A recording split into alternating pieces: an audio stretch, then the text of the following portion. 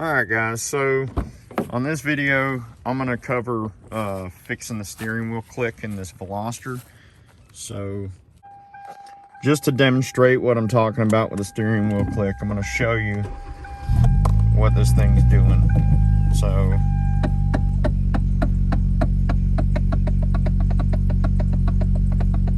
I'm just barely rocking it back and forth, but yeah, there's a little sprocket in the side of the steering column, because apparently this has an electronic power assist, and that little sprocket, it's a spider gear, but it goes on the top of the steering column between an electric motor and the steering column, and that's worn away. So I bought a new one.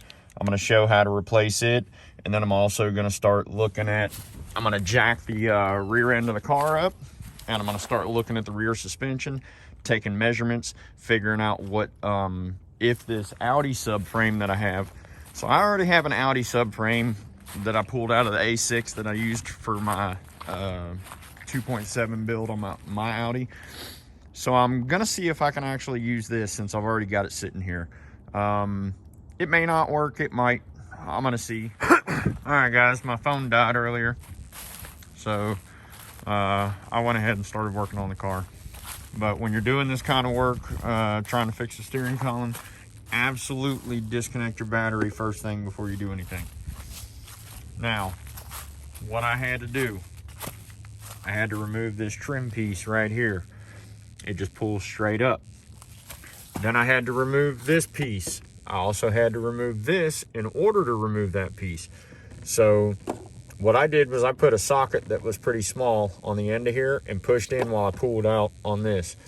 Then you have to pull out on the back of this and pull the panel forward. Then you have 3 screws holding the faceplate in there, and then 1 screw here holding it in. They're all Phillips head.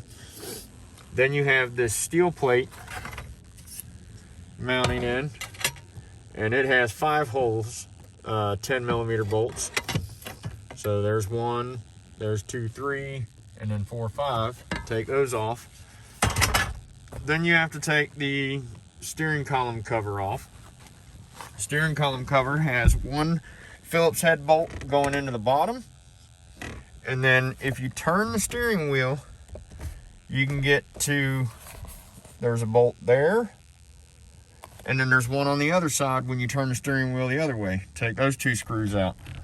There, you can see that screw there. So, once you get those out, then you can slide the steering column off. And now that's where I'm at right now. What I need to do is I need to get to that piece right there. And so in order to do that, I gotta drop the steering column. So I gotta loosen that bolt. And there's 1 over here on this side. Got to loosen both of those and drop the steering column down.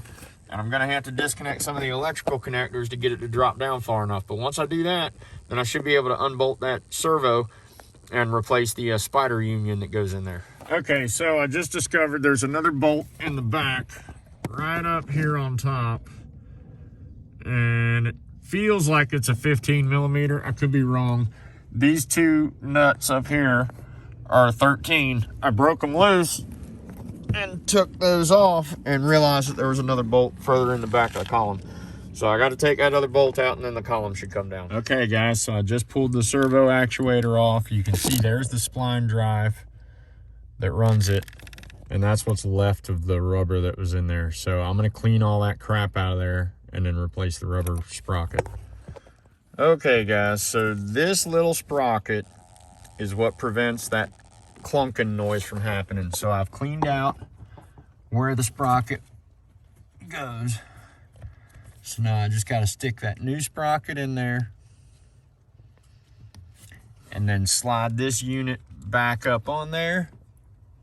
Actually, what I may do, I think I'm going to stick this into this piece and then slide that up onto there. Yeah, I think that's what I'm going to do.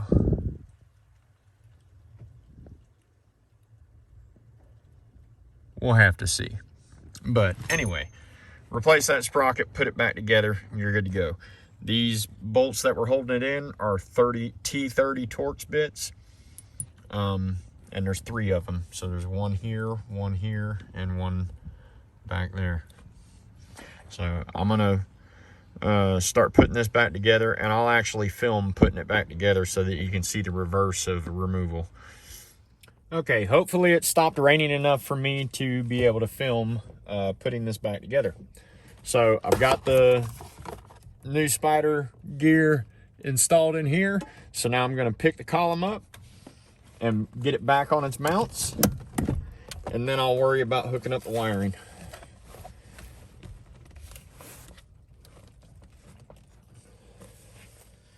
So, and this is probably gonna be an absolute pain in the ass, but I'm gonna do my best.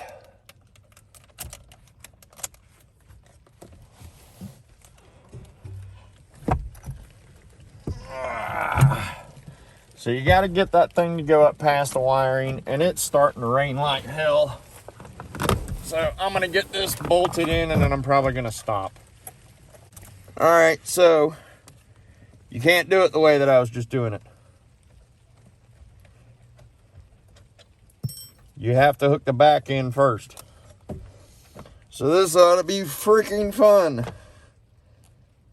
At least it stopped raining.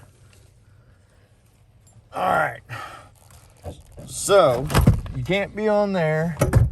You got to be hooked in back here first. Come on, you son of a bitch. All right, so now I'm in there. Why the fuck won't you go up? What am I caught on? There we go. All right. So now I'm hooked into the lock tab on the back of the column.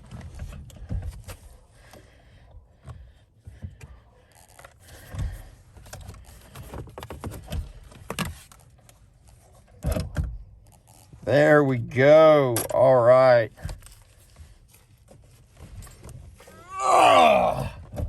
So now that I have both of those up, I can throw my 2 nuts on up here.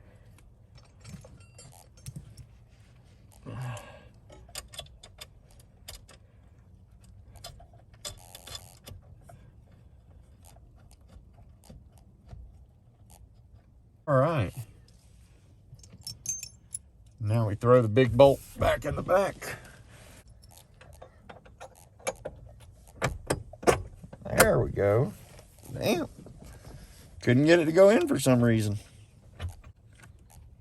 All right, now that those bolts are in, I can finish hooking up the rest of my wiring that I disconnected to drop the column. All right. So we are back in business. Everything's hooked up the way that it was. So now I just need to start. I need to tighten those 3 bolts down holding the steering column in and start putting the column covers back on. All right, what's up, guys? So it started raining like crazy yesterday. I wasn't able to finish putting this Hyundai back together. So I'm gonna pick back up where I left off yesterday, finish putting the dashboard back together, show you that the steering click is fixed. Then I'm gonna jack up the back of the car, start taking measurements for the rear axle, measure the Audi rear subframe that I have, and see if it'll fit, see if the width is correct. If it's not anywhere close to correct on the width, I'm not even going to screw with it. I'll just go ahead and start measuring for a different rear subframe. But I want to try and see if I can use that since I've already got it sitting over there, cut the cost down a little bit. So we'll see how it goes. All right, guys, so now I'm going to put the lower steering column cover back on. In order to do this, you got to have your key out of the ignition. You got to have the lock for the steering column adjuster down. Then you just slide it up into place. Get it to go over top of the ignition switch. Sometimes you got to pull it out to get it over top of there.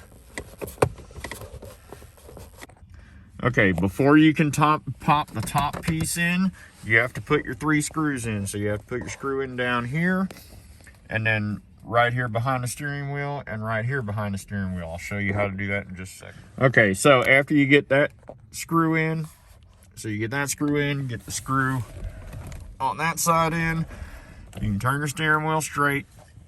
There's 2 hooks on the back of this upper cover. If you drop the steering wheel down, there's 2 hooks on the top of this cover that you might be able to see. But these little pieces back here slide underneath some tabs and lock in. So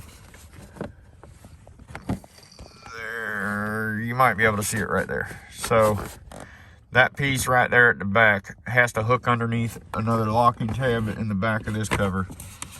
So you have to push the back in first. So you got to have it angled up, push the back in, and then push the front in, and you'll be able to lock everything in. All right, so then you just push down and it snaps in. Make sure it's snapped in all the way around on both sides and the columns back together. All right, I bolted this plate back in. It's got a hook where the plate slides onto that hook, and then you got 2 bolts there, 2 bolts there, 1 bolt there. They're all 10 millimeter. All right, now that I've got that panel back on, now I can put the knee bolster back on. To put the knee bolster back on, or to take it off, you have to disconnect this electrical connector for your dimmer for your headlights. And then you have to disconnect your OBD port. I don't know why I keep thinking old dirty bastard. It's onboard diagnostics. But you got to do your OBD port, plugs in right here. So just hook those 2 cables up. There's your OBD port, and there's your headlight dimmer control. So we'll plug both of those in, snap the panel in, and then you've got 3 Phillips head screws right here, and then 1 Phillips head screw right here. A clip that pops in up here, and a clip that pops in right here. Okay, now that that panel's bolted in, you can see I've got my 3 screws in over here, got my screw in down there. So now I can put this cover for the fuse panel back on if I put it the right freaking direction. So the fuse panel cover goes in. Then we can put the side panel back onto the dash. And this just hooks in behind your weather stripping seal here. So you got to turn it out and get it behind the weather stripping seal. And you got to get the whole lip. And you can see how it's not sitting behind the seal right here. I got to pull that seal on top of this, and then I can pop it in. I'm going to get a little hook tool to pull that seal out and get it sitting on the outside. Okay, and I've never had the interior part on this car before. I was not familiar with how this panel came off, and I actually broke it when I was trying to peel it off because I thought it came out that way, and it comes out this way. So you gotta remove the handle for your hood release, pull that piece out, and then pull the whole panel forward, and it'll come off. Okay, now that that panel is back in, we can take our handle, and you can see it has that notch cut out in it. All that that's the only thing that has to be lined up. So just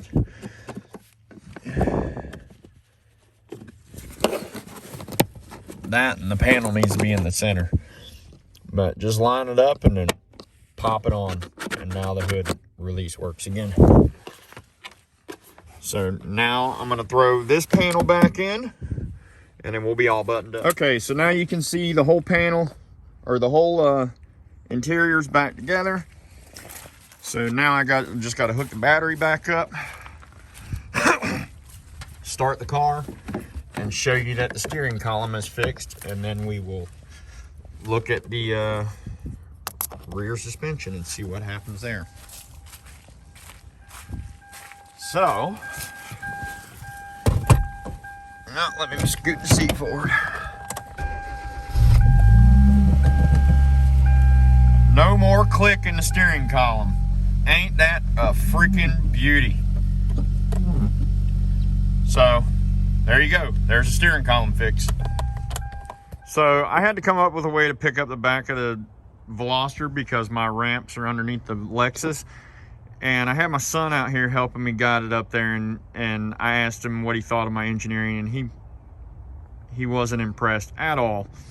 I thought it was pretty cool that I had all this stuff laying around and was able to get the car that high up off the ground with just shit that I had sitting around in the front yard. But Yeah, he was not impressed. So anyway, I am going to start measuring how the rear axle is going to sit in here, see what subframe points I have to mount. See,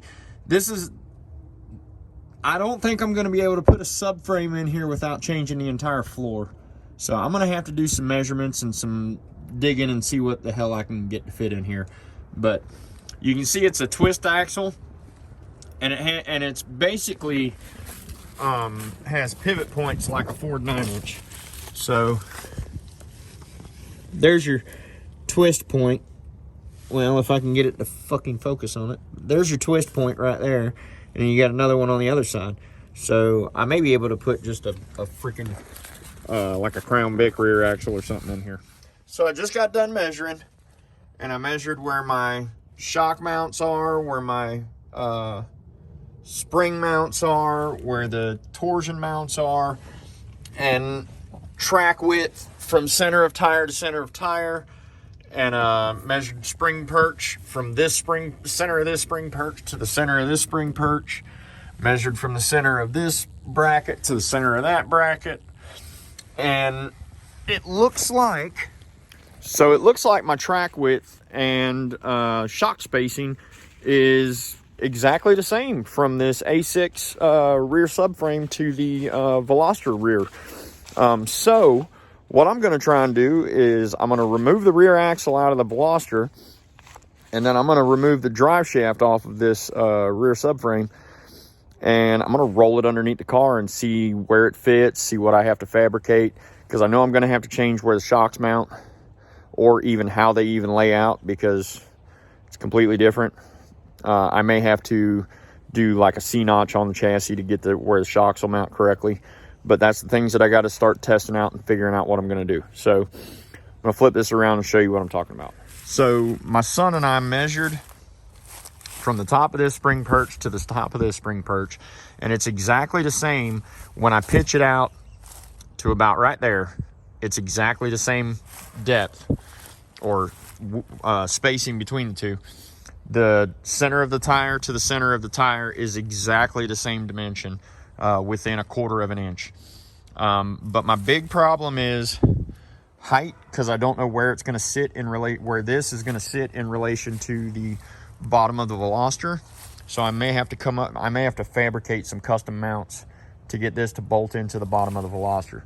So that's the kind of stuff that I'm going to start covering in the next video for the Veloster. Removing the complete rear axle and trying to start test fitting this one. All right, guys, so I hope you guys found this video useful and informative. The steering column the fix for that was really easy. It wound up taking me a total of about an hour and a half to do the job from start to finish. If it wasn't for the rain, I probably would have gotten it done faster. Now, as far as the rear axle goes, that's going to be the next thing that I cover in the video series on this Veloster. I'm going to start getting into what I'm going to do to lay this thing out. So that's the next process. Is the most important process for the time being is I need to add the rear axle that will drive the rear wheels, because I can still drive the car as a front wheel drive car even if the rear axle is disconnected. I can still have the new subframe and everything bolted in there, and I can still move the car around, because there is a chance that I could be selling this house and moving somewhere else. So I need to keep the car mobile for the time being. Don't know if that's going to happen, but that's in talks. So, yeah, I need to be able to keep the car mobile. So I'm gonna work on doing the rear axle first, getting it completely fit to where the car can still roll down the road, track relatively straight, so that I can get it where it needs to go.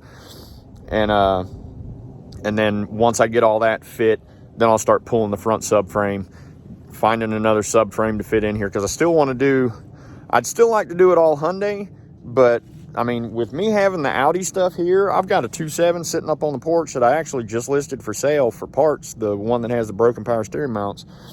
But I mean, I may wind up fabricating a bracket for that motor and try and slap that bitch in here. I really don't know what I'm gonna do. I haven't decided yet. I bet that'd be fun as hell, putting a damn twin turbo Audi motor in here, but I don't know if that's really gonna happen or not. So right now, as it stands, I'm going to try and get the Audi rear subframe to fit. And it may not work. I still don't know if it's going to work or not.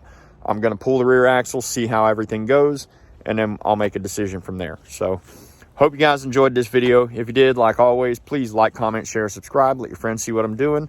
I've got another video for the silver Audi that I was doing the heater core on.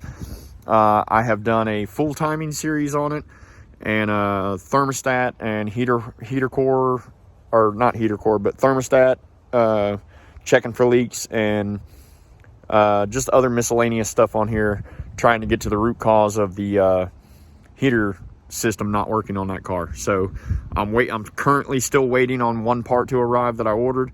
I found it broken 2 days ago, I think, and I ordered it for next day delivery, but I think I ordered it before the cutoff, so it probably won't be here until Monday or Tuesday. So hopefully I'll have that car back together Wednesday, because I'm on vacation now from now until January 4th.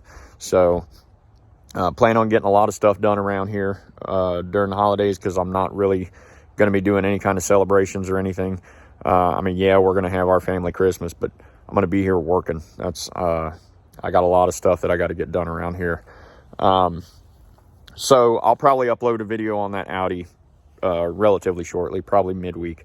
So we'll see. But thanks for watching. Hope y'all have a great day.